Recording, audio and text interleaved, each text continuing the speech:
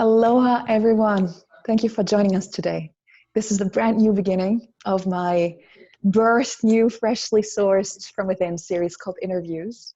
I've been meaning to do this for a long time, and I feel that right now the momentum is just so ripe to initiate an open conversation with people who have inspired me along the way, who have been very meaningful on many various different matters and themes in my life for me to grow, to become a better version of myself, and to eventually meet me, my deep core, which many of you who might know me, I've been years successfully ignoring that.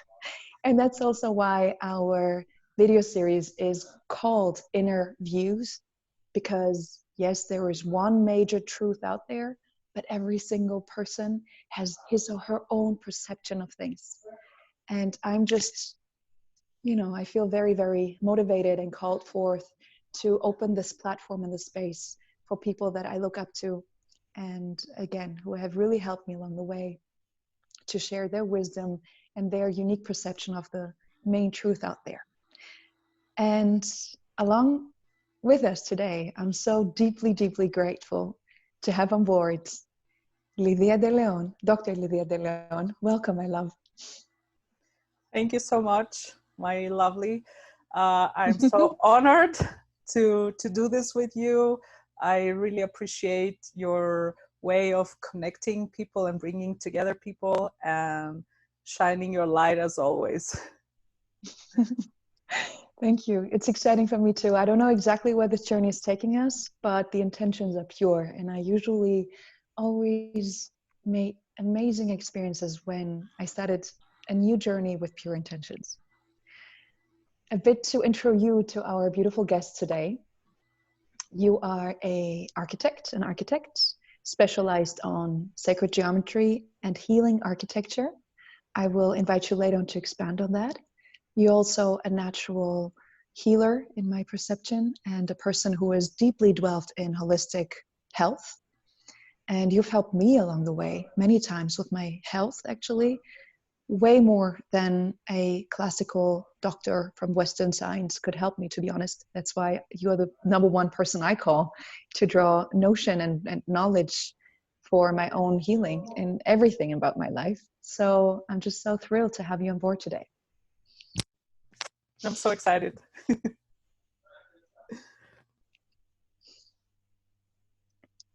We are finally starting this conversation that we've meant to be doing many, many times before. And I think right now the time is especially arrived given the momentum of humanity. Yeah. What do you sense where you're? Mm-hmm. Yeah, I think we're living like very special times. I really feel that this is an immense shift that we're going through for many reasons. And as always, I really feel there are many ways to see reality depending on what level, like what frequency we're connected with. Of course, there are levels that we all feel fear and we feel like very unsafe and insecure. But there are also other levels that we can see that big changes are happening, I think individually, but also in a planetary scale. People out of nowhere are required to just stop everything, right? Pause and stop like the everyday hustling and running after something, our jobs, our appointments, our phones, like everything. And we are, as a planet, and I think that hasn't happened for I don't know how many years, centuries or more, like the whole planet is on a pause, required to actually go within. I think this is a perfect opportunity to go within. We cannot go out, okay? And I think that's a restriction that, can be seen as many ways, but we can only do the best of what we have, right? If the cards are spread in front of us, the only thing we can choose is how to work with them. So if these cards are spread in front of us for good or not for good, I don't know, but this is the situation. So it's a perfect time to go within. It's a perfect time to think about our life, think about how we behave to ourselves, first of all, to other people, to the planet. The most exciting news that I've seen in these terrible times, indeed, in one aspect, is the planet is healing. The canals in Venice are for the first time clear and blue with fish. Like, I don't know, that's so incredible news. China is seeing for the first time blue skies. Like, there's so many things happening, and for me that's a shock, because we go into the rhythm of our everyday lives and we really forget of the big picture. Oh, I have my appointment. Oh, I have to run after my children. I have to do this payment. All these things, which are of course part of our life. But I think in these times we're so isolated in our own reality that we really forget the big picture. And I think this pause is a perfect time to see that. Like, what are we doing to Mother Earth? Are we a virus for Mother Earth? Do we just stay here, replicate, destroy, and then move to the next place? I really have a feeling that this shift that we're going through, crisis plus shift, is a perfect time to reflect on these things. What a magnificent intro into this beautiful share of your interviews.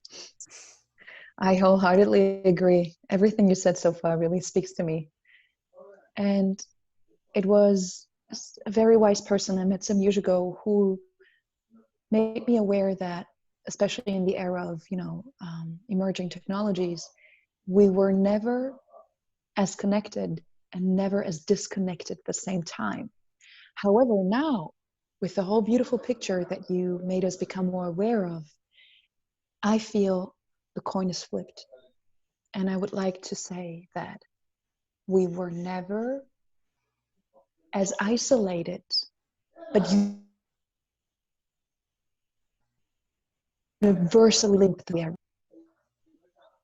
And it's all to us and every single one of us, as you said so beautifully before, how we're going to respond to all these challenges that are being presented in front of us right now, right? This is how the resilience is emerging.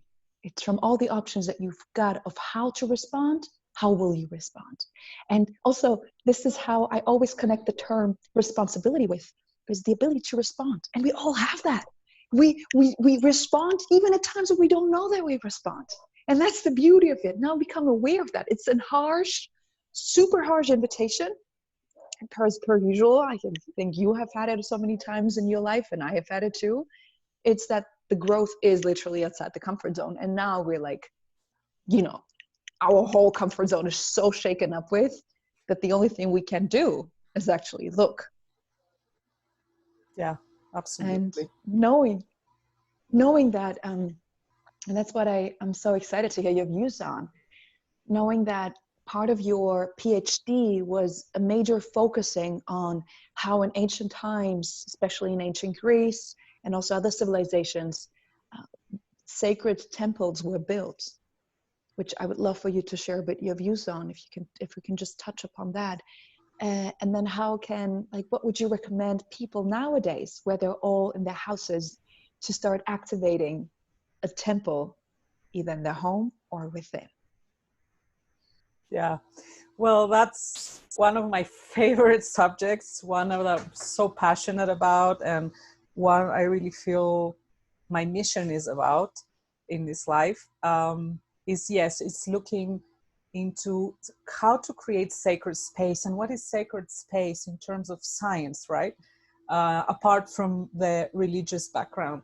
So looking at all this research that I did with the ancient temples and the earth location, I found out that there are some parameters that are universal for temples, like no matter what civilization built them or at what era or what architectural aesthetics they were using, they have the same qualities. And one of them is the placement of these temples, which is found to be in these areas that are called geophysical anomalies. In very simple terms, that means that it's an area where the magnetic field or the gravity field or these natural fields of the earth either have a very high value or a very low value. So we have a shift in this value.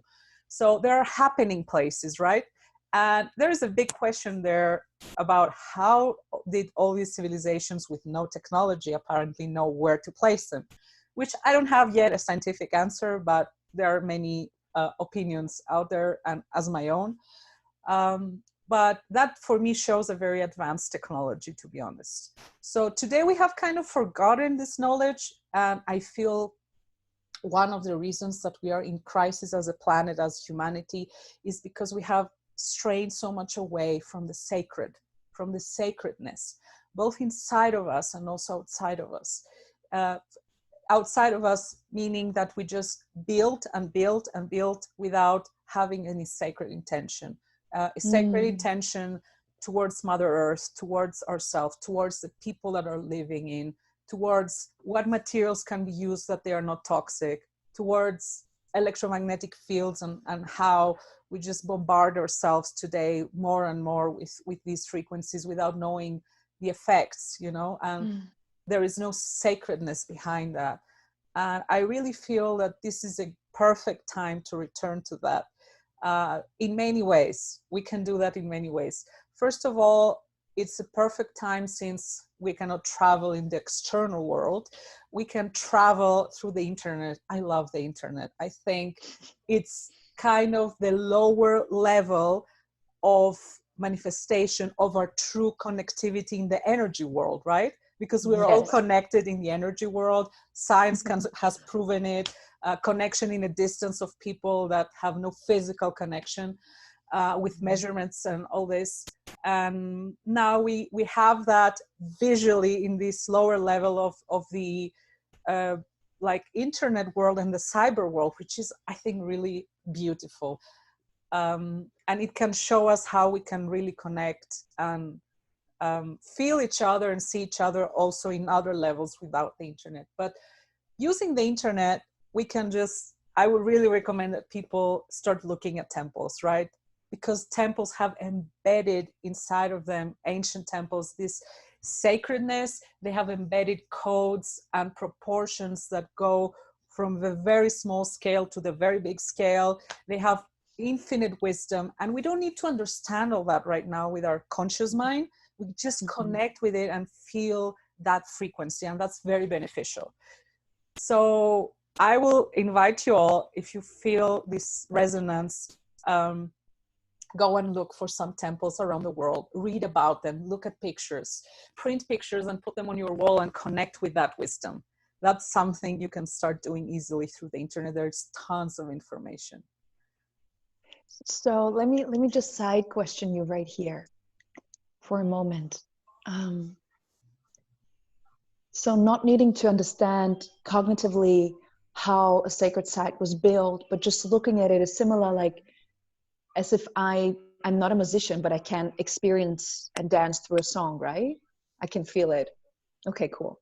And then I'd also want to invite you to get a bit more like deeper into the actual word and notion and meaning of the term sacredness. I think it might be meaningful for many of us who are listening right now. Mm-hmm. Well, there are two ways to see that. One is the masculine side and one is the feminine side. And I always love to put these together rather than choose one or the other. So in a scientific way, what I have been looking into is how to create sacred space in a building, inside a building space. And scientifically, that has to do with creating harmonics. And what do I mean by that? In music, if you put one note and then another note, they will either sound well together or not. If they do sound well together, it's a harmonic. So what like sacredness is in terms of space, in terms of scientific terms, is when you put all these different notes, right? From proportions, from color, from shape, from material, all these things, you blend them in together and you create a very strong harmonic field. That's a sacred space. And it gets even more complex, but I think that's outside of our scope of discussion today. In terms of a feminine side, I think feminine approach is going back to our inner core and connecting to our inner wisdom, to our higher levels that are all knowing. And that just requires to turn off a little bit the noise that we all have here in our brain, and starting from the heart, starting from gratitude for whatever we have, even if that's, you know, the sun shining today, or a roof above our heads, or a beautiful partner to have a discussion today. We all have something to be grateful for, grateful to be alive, first of all. So tuning into that and slowly going into this inner peace can allow us to go back to that sacred. And from there, we can like have different reactions, or even better, response abilities to whatever is going on from a different frequency. So in other terms, it would be also reconsidering our own architecture, right? Internally, and the way our body is maybe built. Yes, absolutely. So apart from visiting external temples, it's a really beautiful time to also create like a little sacred space corner in your house. If you don't have a like a designated little room, or, you know, it can be anywhere. It can just be one shelf. And I would really invite you to get inspired for that, and just start putting a few flowers, start putting a few crystals, an image of something you truly appreciate and connects you with something sacred. It can be a picture of a temple. It can be a divine image of a god, of a goddess that you really love. It can just be a piece of art. It can be sacred geometry, a mandala. It can be some piece of jewelry or a book. When I travel, and now I'm on the go, I always have some things with me, and I put them next to my bed, and I create like my little altar. And this has nothing to do with religion or worship. It has to do with, I want to keep like a sacred energy field next to me where I can do my meditation, I can go deeper within, and I also love to keep it next to my bed when I travel. So I create that field next to me. So sometimes is like books. This is a little book that I bought, which is called The Daily Flame, 365 Letters from Your Inner Pilot Light. And it works like an oracle. So there are messages from Lisa Rankin, who is like a doctor, MD actually, and it's from her own higher self. She wrote that from her own higher self. So this is just one example. I have here some biogeometry codes. And here I have one tarot that I use, a very old one, Tarot de Marseille, and my little water with essential oils. So that can be a little altar for me, just to give you an idea. I love how creative and fun you make spiritual practices on everyday life be. You don't make it like a must. It's not mandatory. It's not stiff. It's not, you know, super dogmatic. You play with it. You have an ease with it. You actually celebrate it. And this is something I really appreciate about you. It's so beautiful. And the book looks amazing. Maybe we can share the ISBN code after our conversation on the social media. That's wonderful.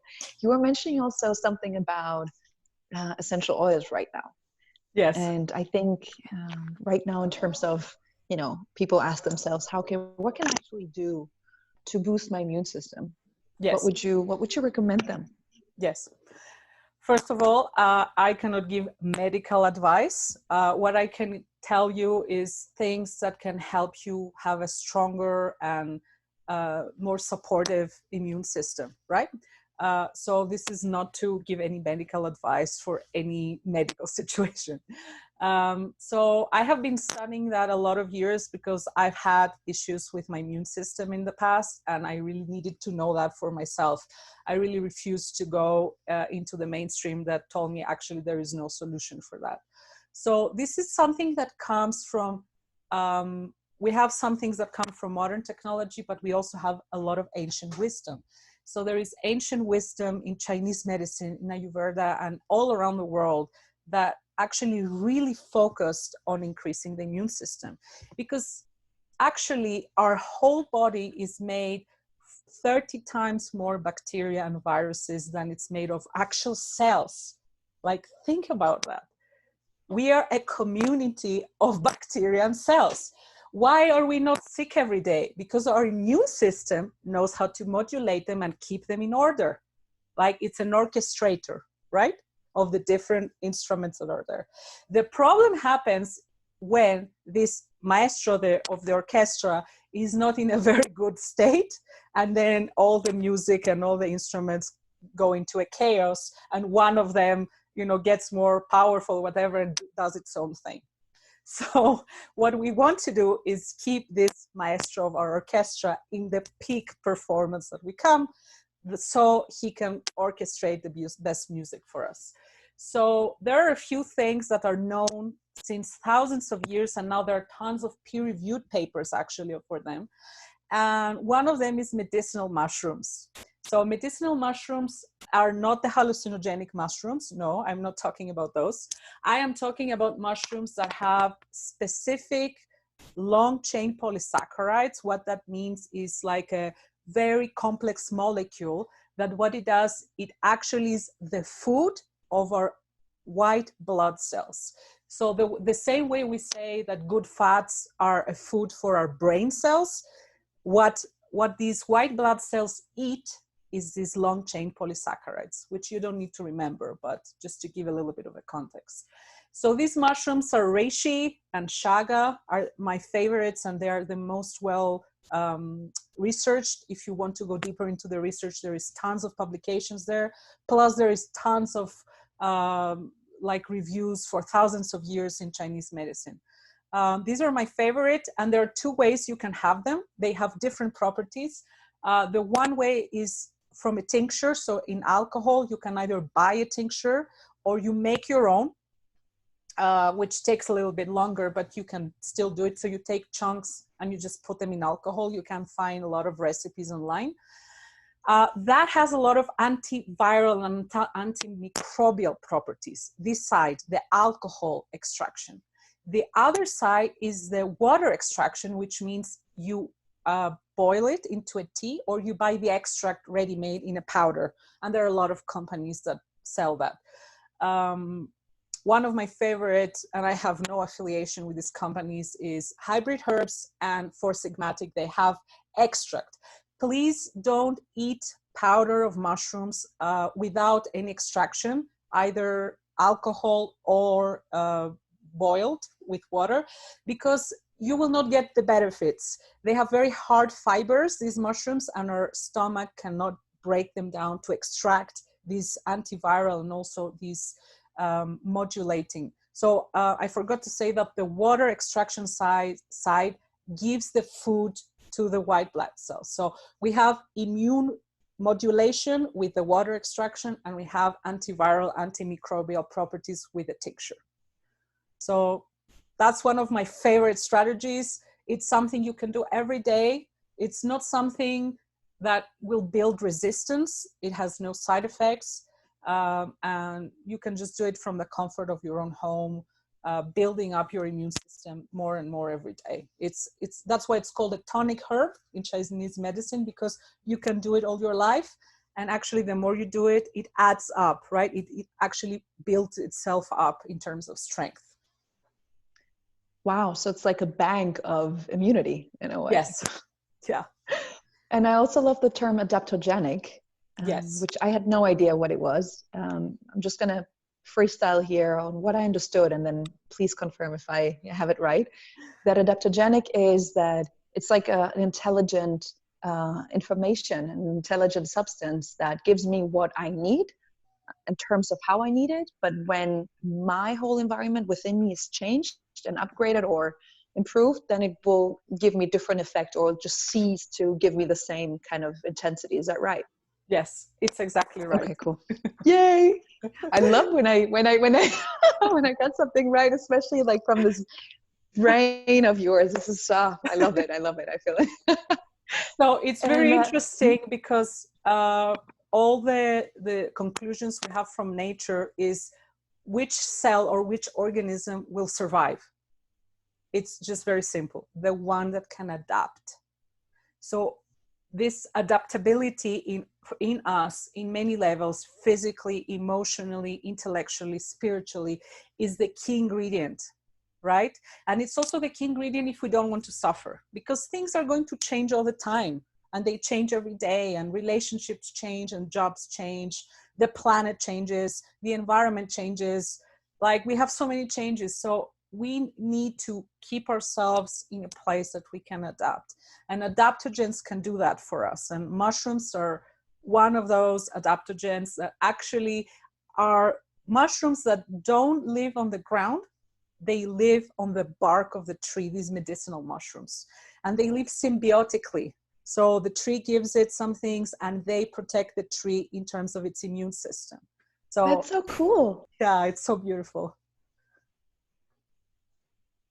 And then you also mentioning something in a post I read about something with silver, but I really didn't get what you meant. Sure. So there is a type of silver that has been used for a very long time. We're talking about thousands of years. It's just that it was not used in a supplement form that we are using today. It's called colloidal silver. So they used actually like silver cups to drink water, or silver spoons or whatever. And that was not used, you know, to have this luxury or, you know, show off the money. Actually, that had very medicinal properties, because every time you will drink water from a cup or from a vase of silver, you will get a little bit of this silver in your water. And actually that's proven now with tons of publications.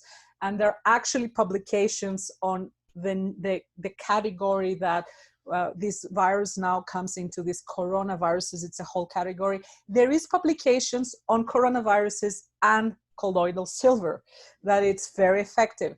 So you can go and do your own research. That's what I always recommend when there's situation, when there is advice from anyone. Don't just believe them. That's what I do. Go and do, please, your own research. And now with the internet there, the PubMed is there, all the publications are there. You can find out of your own if this opinion or this advice is really true. So there is this form of colloidal silver that has been out for, I think, some years now. I have been using it. But even more right now, there is a new product out there that is called coated silver. That is super stable. It's super concentrated. You just need 1 or 2 drops per day, and it's like just cleaning all your system from things that have get out of order. And it's the one that has the best performance in the body and doesn't create any side effects. It's a really incredible product, and I would really recommend that you get silver in your life. It has been also proven that people that have done like a mineral analysis that you can do with your hair, and they had high amounts of silver, they actually don't get sick ever. I know people that have been traveling 26 years and giving seminars every month, and they have not missed one event in their life. So for me, that's real proof. Like, that's far away from any PubMed, you know, or any scientific data of a hospital. This is live proof, and I have met with these people. So that's pretty incredible results. So I would recommend, if there are respiratory issues like this situation that we have right now, the best way is actually to put it in a diffuser.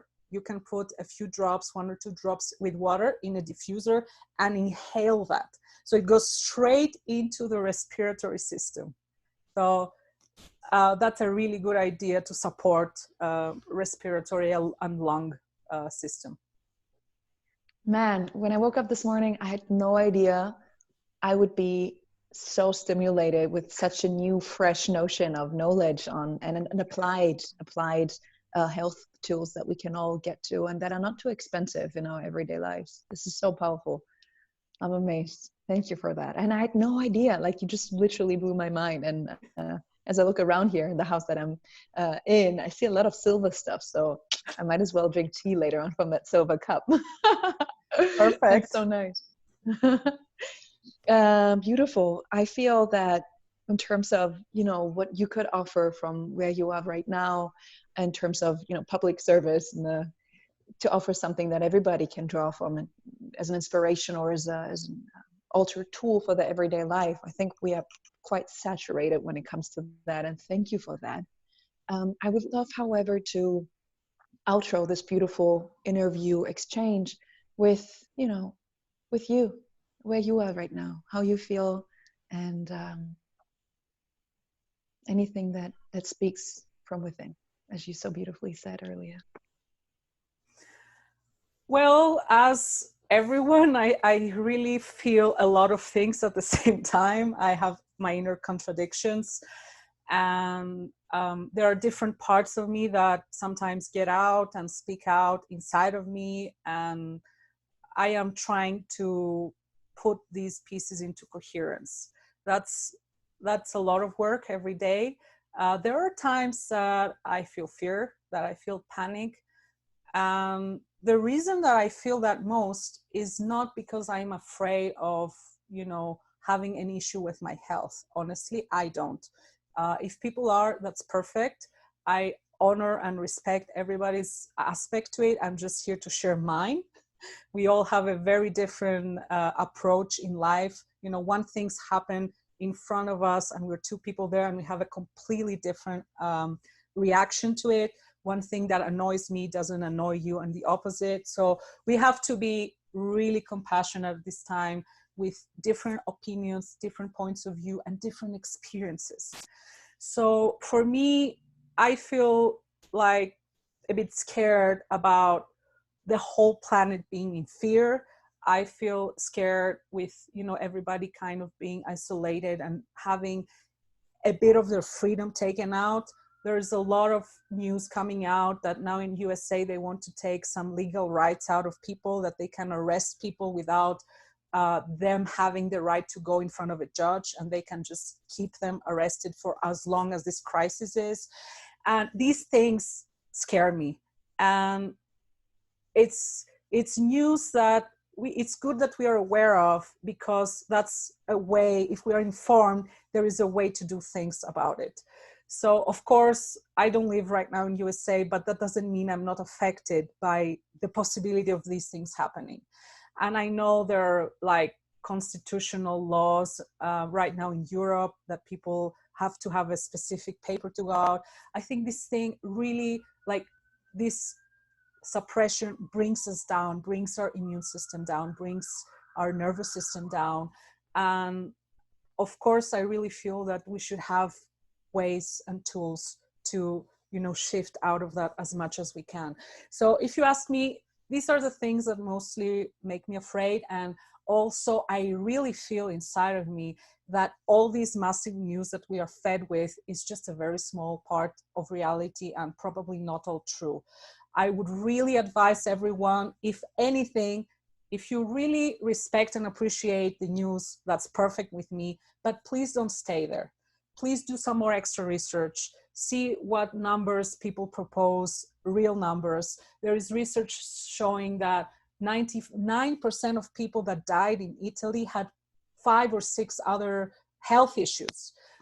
There's numbers that show that in China, with peer-reviewed studies, and I actually posted that yesterday, that there are like 80% false positives testing this virus.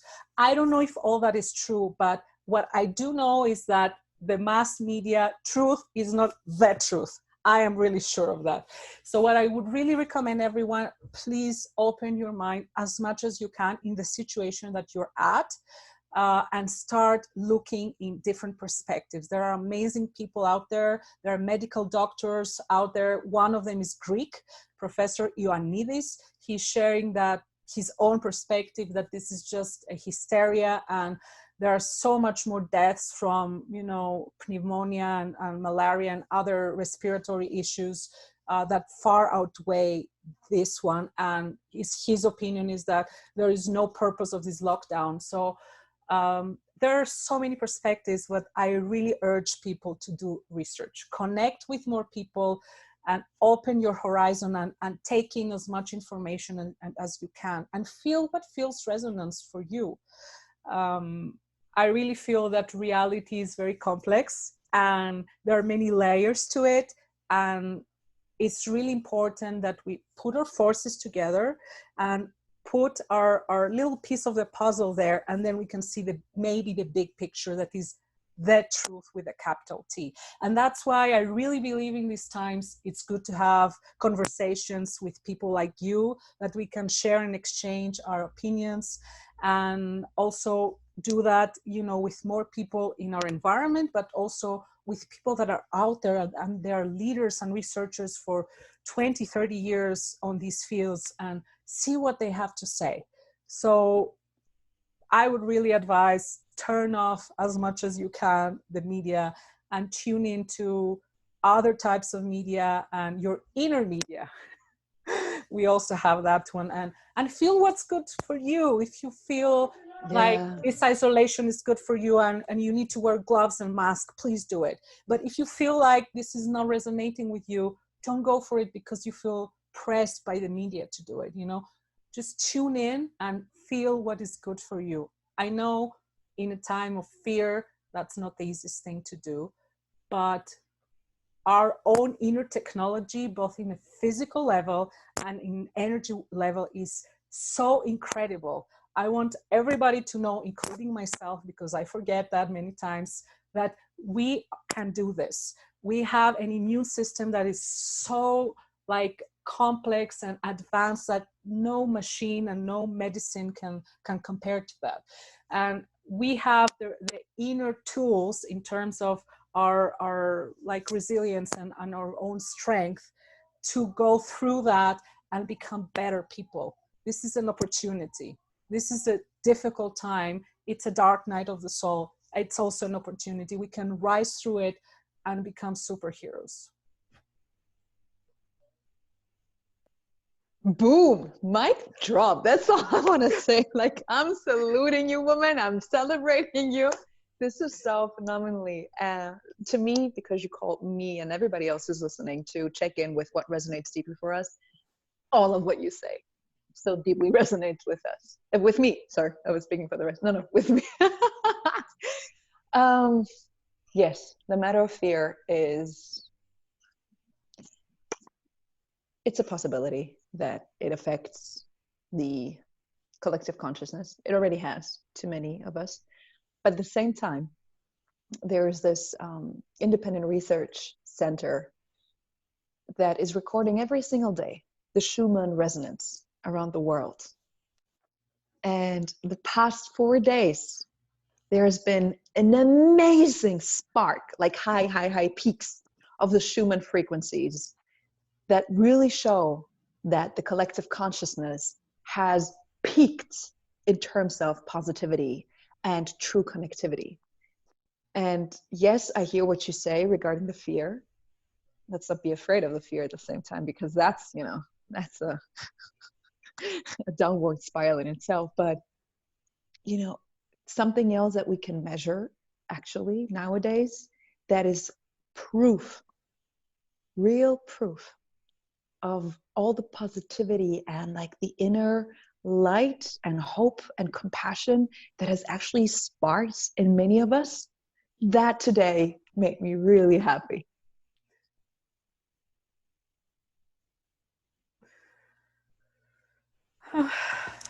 Well, I love your approach. As always, you're one of my own superheroes that I have had the honor to experience all these years, and see you go through your own darkness and rise out, shining out.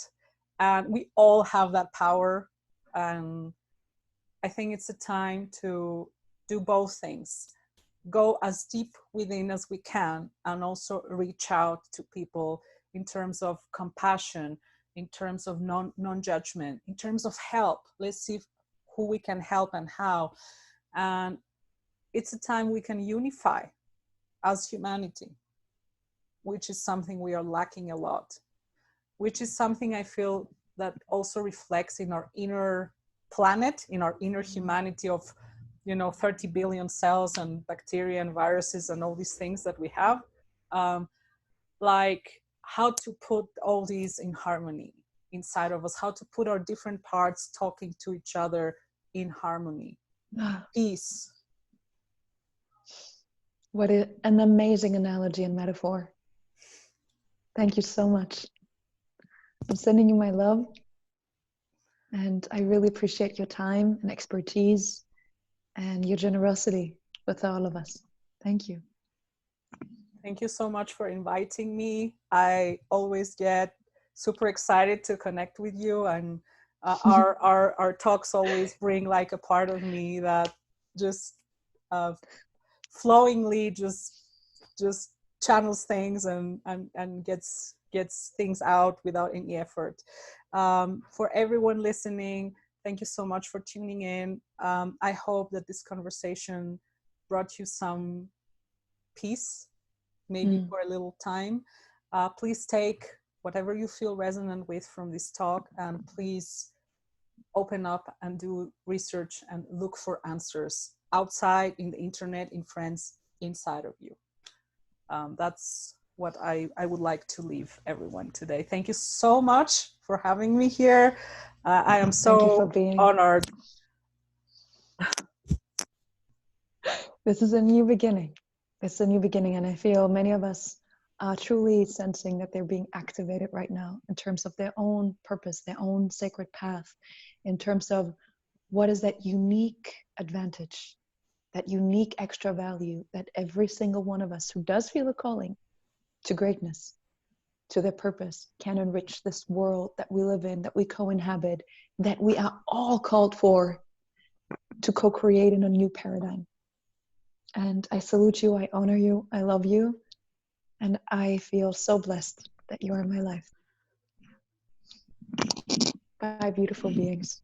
Have a beautiful day, everyone. Aloha. Aloha.